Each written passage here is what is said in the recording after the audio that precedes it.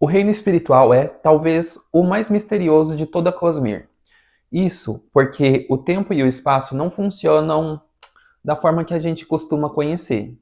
Lá, aspectos como a definição de futuro, conexão entre pessoas, localidades e até mesmo a influência da magia têm um aspecto muito curioso. E é isso que a gente vai ver hoje.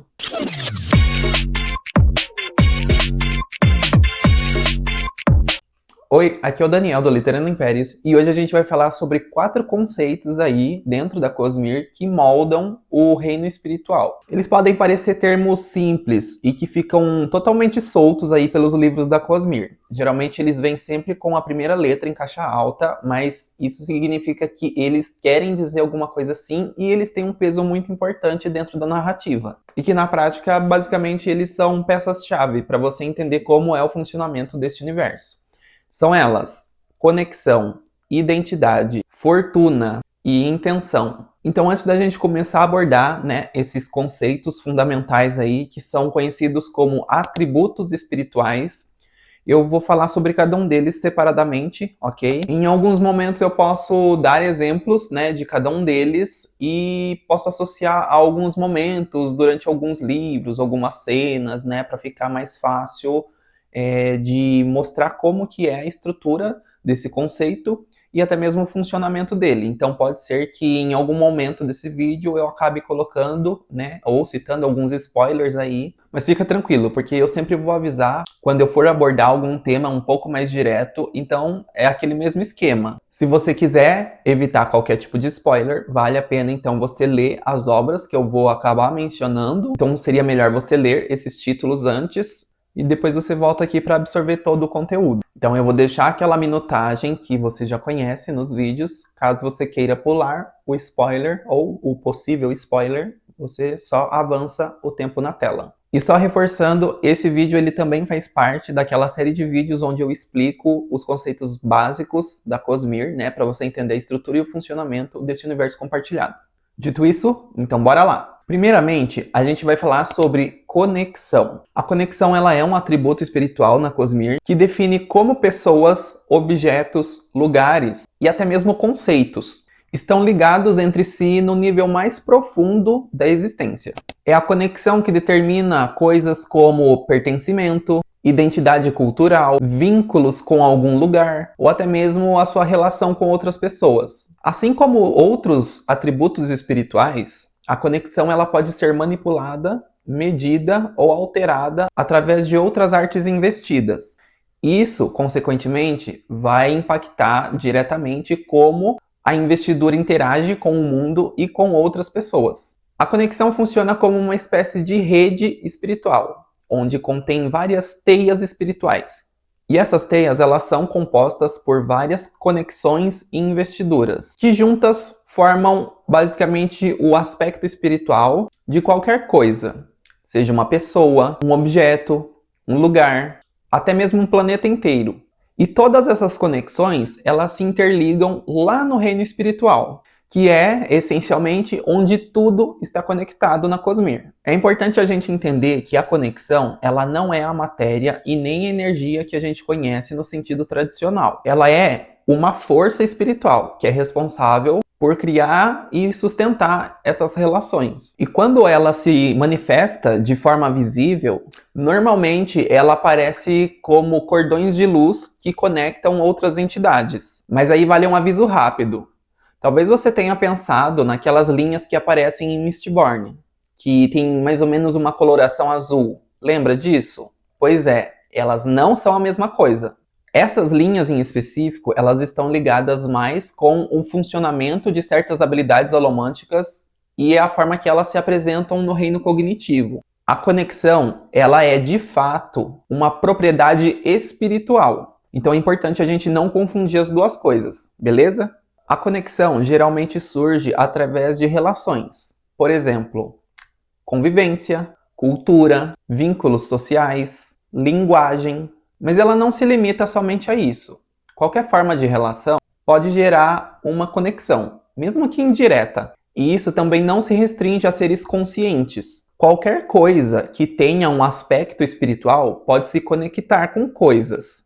Por exemplo, objetos, lugares ou até mesmo conceitos que estão vinculados a uma função ou identidade. Então, como a gente já viu que a conexão pode ser manipulada, isso acontece através de algumas artes investidas, como a feruquemia, por exemplo, e possivelmente outras formas mais avançadas também. E um dos usos mais interessantes disso é a linguagem. Um indivíduo pode, por exemplo, se conectar espiritualmente com um povo ou um lugar. E aí ele passa a falar o idioma local sem nem mesmo ter aprendido esse idioma. Porque nesse caso, a informação ela não é estudada, mas sim acessada através da conexão. Legal, né? E é aqui que entram uma coisa chamada vínculos. Os vínculos são basicamente formas específicas de conexão. Eles são ligações espirituais mais profundas entre entidades, que existem além do reino físico. No geral, todos seguem o mesmo princípio. O que vai mudar são os efeitos disso. Normalmente, esse vínculo envolve uma entidade com um nível superior de investidura, e podem conectar habilidades ou melhorias aí para uma ou para ambas as partes. A criação desse vínculo específico envolve dois dos atributos espirituais, que são a conexão e a identidade. Alterar esses atributos, por exemplo, usando uma mente metálica, pode acabar enfraquecendo ou modificando esses laços. E agora eu vou entrar numa parte com possíveis spoilers. Eu vou mencionar aqui elementos de Mistborn, o Herói das Eras, História Secreta e os relatos da Guerra das Tempestades, pelo menos até Ritmo da Guerra. Então, caso você não tenha lido esses livros, eu recomendo que você faça a leitura desses títulos e depois volte aqui, tá bom? Então, eu vou deixar o tempo aqui na tela. Então, vamos abordar aí algumas aplicações um pouco mais avançadas. Por exemplo, na hemalurgia, é possível roubar vínculos e transferir eles para outra pessoa. Porém, existe uma quantidade limitada aí de quantos vínculos uma pessoa pode sustentar por muito tempo. Em alguns planetas, por exemplo, esses vínculos podem conceder até mesmo algumas habilidades adicionais. E em Roshar, por exemplo, mesmo os vínculos que não são o laço de Nahel podem gerar efeitos, embora esses vínculos não estejam diretamente ligados aos 10 fluxos, que são basicamente o principal motivo que concedem a manipulação de fluxos para os Cavaleiros Radiantes. Um exemplo disso é o vínculo que uma pessoa possui com um Seon. Isso acontece porque, apesar de diferentes, esse tipo de ligação compartilha estruturas espirituais que se aproximam muito do laço de Nahel, que é quando um humano tem um vínculo com um espreno. Mas vale lembrar também que o laço de Nahel ele não se limita somente a um vínculo entre espreno e humano, ok? E a conexão, ela vai ainda mais longe. Ela também é um dos principais fatores que determinam se alguém pode ascender ou não. O que isso quer dizer? Basicamente, a conexão vai definir se alguém pode ser portador de um fractal de Adonation. Para que isso possa acontecer, é necessário uma conexão adequada com o fractal. Se essa conexão for fraca ou desalinhada, o controle sobre esse poder diminui. E mais do que isso, se você tiver uma forte conexão com uma intenção oposta, manter essa ascensão se torna muito mais difícil ao longo do tempo. Então isso basicamente puxa a gente para o próximo conceito, porque não adianta você estar conectado a algo se você não for de fato compatível com aquilo. E é aí que a gente vai entrar no próximo atributo espiritual da Cosmir: identidade. A identidade, ela é um dos atributos espirituais da Cosmir que basicamente define quem você é. Mas não num sentido superficial, é literalmente no sentido mais profundo da coisa. Ela funciona como uma espécie de DNA espiritual, que vai diferenciar você de todas as outras pessoas que existem quando o assunto se trata de investidura. Então, se a conexão define com o que você está ligado, a identidade define se aquilo realmente pertence a você. E a combinação desses dois elementos, desses dois atributos espirituais, vão definir a formação de vínculos específicos, com diferentes fontes de investidura. E isso vai determinar como, e até mesmo se, esse poder pode ser utilizado. Isso explica basicamente uma regra da Cosmir. Por padrão, a investidura de uma pessoa não pode ser usada por outra. Ou pelo menos Não facilmente. É por isso que, por exemplo, mentes metálicas ou respirações não podem ser usadas por outras pessoas, porque elas já foram carregadas por um indivíduo diferente. Então, basicamente, aquilo está marcado pela pessoa que o armazenou. Porém, existe uma forma de contornar isso. Se o indivíduo suprime ou apaga a própria identidade antes de armazenar a investidura, esse poder basicamente deixa de ter um dono. E com isso, ele se torna muito mais acessível a outros usuários, especialmente por aqueles que também estejam com a identidade suprimida. Embora, dependendo do sistema de magia, até pessoas com identidade intacta possam usar esse poder de alguma forma. E não para por aí, a própria investidura tem identidade. E eu sei, parece muito confuso, mas não é. Assim como no caso das pessoas, essa identidade ela pode ser manipulada, suprimida e até mesmo removida. Então, para entender melhor, eu vou dar um exemplo aqui, possivelmente com spoilers, ok? Mas eu vou abordar pelo menos o Herói das Eras e a Segunda Era de Mistborn, pelo menos até o terceiro livro, que é Os Braceletes da Perdição. Então, se você não leu esses livros ainda, recomendo você retornar depois ou saltar para o tempo que eu vou deixar aqui na tela. Então, vamos dar um exemplo aí explicativo sobre a feruquemia em si. Na feruquemia, a identidade ela é armazenada no alumínio. Porém, tem um detalhe muito importante aí. Sozinho, o alumínio não costuma fazer algo muito útil. Pelo menos não em Scadrial. Mas esse não é o caso. A questão é que, para ele ter alguma aplicação na prática, o feruquemista ele precisa ter acesso a outro tipo de metal, pelo menos. Se um feruquemista armazena sua identidade no alumínio e depois a preenche com outra mente metálica, essa mente metálica fica sem chave. Ou seja, basicamente, ela pode ser utilizada por qualquer outro feruquemista que tenha acesso a esse metal específico. Um exemplo disso é o que acontece lá em Os Braceletes da Perdição, quando o Wax ele encontra um bracelete de ouro carregado completamente com poder de cura. Porém, esse bracelete ele só pode ser usado pelo Wayne, que é um ferumoso de ouro, mas não pelo próprio Wax. E por que disso? Simples. O Wax não possui acesso feroquímico a esse tipo de metal. Existem formas mais avançadas disso também. Por exemplo, mentes metálicas destravadas, que permitem até mesmo que pessoas sem habilidades feroquímicas consigam acessar de alguma forma esses poderes. E um exemplo disso também é mostrado na Segunda Era de Mistborn, com os medalhões dos Escadrianos do Sul. Já na Hemalurgia, a coisa fica bem mais agressiva. A identidade ela pode ser roubada utilizando uma estaca de duralumínio.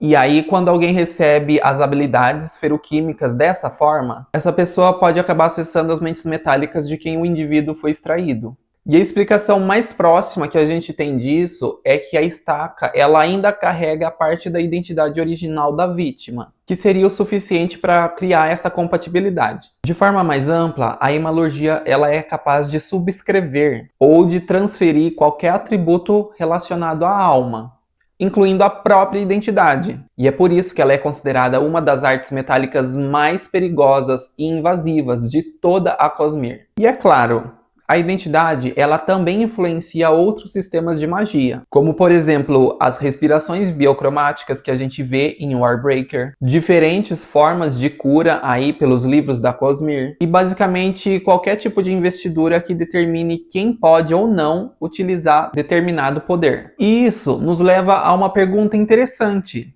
Se a conexão liga você a algo e a identidade define se aquilo é realmente seu, o que determina o caminho que tudo isso vai seguir? E é aí que a gente entra no nosso próximo atributo espiritual.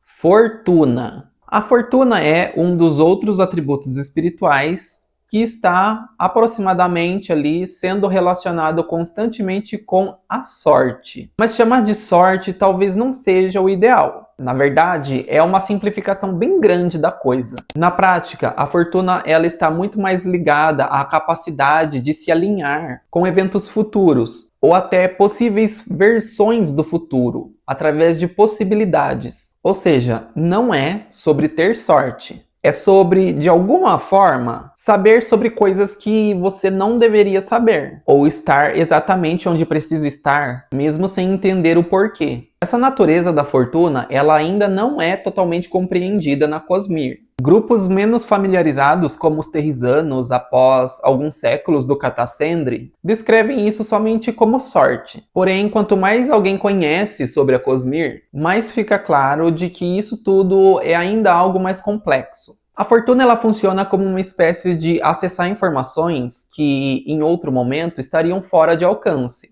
Ela permite você perceber ou até mesmo intuir eventos que ainda não aconteceram. Às vezes, isso se manifesta através de coincidências. Porém, é importante ressaltar aqui que nem toda coincidência ela está relacionada à fortuna. E assim como os outros atributos, isso está vinculado diretamente com o reino espiritual. Porque na Cosmere, visões do futuro podem acontecer através dele. E a fortuna nada mais é do que uma das formas de ter acesso a essas visões. Então, ela não é o único meio de se vislumbrar o futuro. Afinal, existem outros meios que não precisam, de fato, da fortuna para que isso possa ser feito. E talvez por isso, esse tipo de habilidade tenha que ser visto com extrema cautela. Porque na Cosmere, enxergar o futuro é considerado perigoso. Porque, convenhamos, mexer com algo que ainda não aconteceu quase nunca vem sem consequência. E ao longo dos livros da Cosmere, a gente vê vários momentos em que a fortuna está em ação. E agora eu vou entrar numa parte com spoilers, ok? Vou abordar títulos como História Secreta, Sacramentadora e até mesmo o Royd num contexto um pouco mais geral. Então, se você não quiser receber esses spoilers, você pode pular para o tempo do vídeo que eu vou deixar aqui na tela. Então vamos para os exemplos. Em História Secreta, quando o Ziri, aquela organização de Elantrinos, encontra um determinado agente, que nada mais é do que o Kelsier, a Alonui levanta a possibilidade de ele estar atrelado com a fortuna. Porque talvez a presença do Kelsier ali possa não ser somente uma coincidência. E o outro membro do Ziri, o Elral, deixa explicitamente claro de que nem toda coincidência está atrelado à fortuna. Já em Sacramentadora, a gente vê a Azuri tendo uma interação com a Shallan. A Azuri comenta que enquanto eles estavam naquele período de travessia através do reino cognitivo, o Kaladin pareceu pressentir algo, e que isso pode estar relacionado à fortuna. Mas a própria Shallan desconfiou da ideia, principalmente porque o Royd já havia alertado ela para que não confiassem em pessoas e principalmente que ela não confiasse em ninguém que conseguisse enxergar o futuro, inclusive nele mesmo. Outro exemplo é talvez o próprio Royd, como o mais interessante de todos. Ele parece usar algo muito próximo da fortuna para saber sempre onde ele precisa exatamente estar. Mas tem um detalhe crucial aí. Ele não sabe o porquê ele está lá. Ele só sabe que ele precisa estar lá. E aqui, para quem já passou por Sacramentadora, sabe que o epílogo do livro é justamente sobre isso. Então todas essas ocorrências mostram bem como é o funcionamento da fortuna dentro da Cosmere. Ela não é simplesmente sorte, ela é um alinhamento com o futuro, uma forma de acessar ou de ser guiado através de eventos que ainda não aconteceram e que nem mesmo foram totalmente compreendidos. E agora vem a última peça desse quebra-cabeça, porque a gente já falou de conexão, identidade e fortuna, mas ainda tem algo essencial para a gente entender. O que vai dar direção para isso tudo? E é aí que a gente entra no nosso quarto atributo espiritual. Intenção. A intenção na Cosmere é o atributo espiritual que representa a vontade, o propósito por trás da investidura. Porque não basta ter poder, é preciso saber direcionar ele. Em outras palavras, a intenção é justamente o que transforma a energia em ação. É o elo entre o pensamento e o poder. E isso aparece em praticamente todos os sistemas mágicos da Cosmere. Na maioria dos casos, o usuário ele precisa formar uma intenção clara. Ele precisa concentrar a sua vontade e saber o que ele está tentando fazer. Sem isso, o poder simplesmente não responde adequadamente. E lembrando aqui que a intenção ela pode variar muito de escala. Por exemplo, como desenhar e ativar corretamente um Aum no ar, ou algo absurdamente complexo, como lidar com o poder de um fractal. E aqui vai um alerta importante. A partir desse ponto, eu vou entrar em conceitos mais avançados da Cosmir, que envolvem todo um contexto shárdico, né? Ou seja, os fractais de Adonijin. Então, se você não leu pelo menos toda a primeira era de Mistborn e História Secreta, talvez o ideal seja você voltar aqui depois. Mesmo assim, vou deixar o tempo aqui na tela caso você queira saltar essa parte do vídeo. Os fractais de Adonijin possuem uma intenção própria, uma motivação intrínseca, que está diretamente ligada ao que ela representa. Essa intenção vai definir como esse poder pode ser usado. E mais do que isso, ele começa a moldar quem o utiliza. Enquanto alguém sustenta um fractal, ou seja, enquanto atua como um receptáculo desse poder, essa intenção pode tanto limitar quanto direcionar as suas ações. Ela pode restringir certas escolhas e até mesmo empurrar o indivíduo na direção de comportamentos que estejam mais alinhados com a sua própria natureza. E aí, com o passar do tempo, essa influência se intensifica, a ponto de gradualmente moldar a personalidade do portador desse fractal. Ou em casos mais extremos, até mesmo passar a controlar ele. E é aqui que tudo se define. A conexão define com o que você está ligado. A identidade define quem você é dentro dessas relações. A fortuna aponta possíveis caminhos, futuros que você pode seguir. Mas é a intenção que vai decidir o que você vai fazer com tudo isso. Como a gente está falando de um conceito shárdico dentro da Cosmir, eu vou dar 2 exemplos que mostram exatamente como a intenção funciona quando essas entidades estão em pauta. Primeiro, temos ruína. A intenção de ruína nada mais é do que promover a mudança, mas de forma bem específica. Ela se manifesta através da destruição, do colapso, do avanço inevitável rumo à entropia.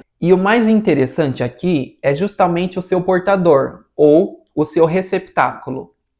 Ati. Ati era descrito como uma das pessoas mais generosas e bondosas que o Royd já conheceu. Ele escolheu assumir esse fractal, pois acreditava que seria capaz de controlar. Porém, milhares de anos, sob influência dessa intenção, ele mudou. Tornou-se um homem nihilista, arrogante, e a partir disso ele começou a ter prazer na própria destruição que ele promovia. Outro dos exemplos de como a intenção funciona é no caso de preservação. Preservação é justamente um contraste de ruína. É uma intenção que busca manter as coisas como elas estão, proteger, conservar, impedir mudanças significativas. Só que, se levada ao extremo, ainda assim é ruim. A preservação pode acabar levando à estagnação completa, a um estado onde nada evolui, nada muda e tudo simplesmente permanece. E isso se reflete diretamente ao Império Final. O Senhor Soberano, ou Rashek, tentou se alinhar a essa lógica. Com isso, ele suprimiu todo o avanço tecnológico de Scadrial. Controlou rigidamente a sociedade. Tudo em nome de quê? Da estabilidade. Porque, na visão dele, manter tudo exatamente como estava era a melhor forma de preservar o mundo. E esses são somente 2 dos exemplos que mostram o quão a intenção é poderosa. Afinal, ela não é sobre o certo e errado, mas ela é sobre direção. E quando ela é levada ao extremo, qualquer direção pode se tornar perigosa. Porém, quando múltiplas intenções entram em conflito, meus amigos, é aí que a Cosmir realmente começa a ficar ainda mais interessante. Então é isso, galera. Se esse vídeo te ajudou a entender um pouco mais da Cosmir, já deixa o like, não esquece de comentar e de ativar as notificações para receber os próximos vídeos, porque isso ajuda demais o canal a crescer. Ainda vai ter alguns vídeos que eu vou soltar aí nas próximas semanas sobre esses conceitos básicos da estrutura e funcionamento da Cosmir, ok? Todos esses vídeos eles vão ficar numa playlist, ok? Então, caso você tenha perdido algum ou queira reassistir, né, vão estar todos lá para você maratonar eles quando quiser. E para você que está chegando agora, leitor novato de Cosmir, saiba que eu tenho um projeto onde eu falo da Cosmir de uma forma muito mais imersiva, então eu vou deixar o link do meu projeto aqui na descrição. No mais, muito obrigado por terem assistido e até o próximo vídeo. Tchau!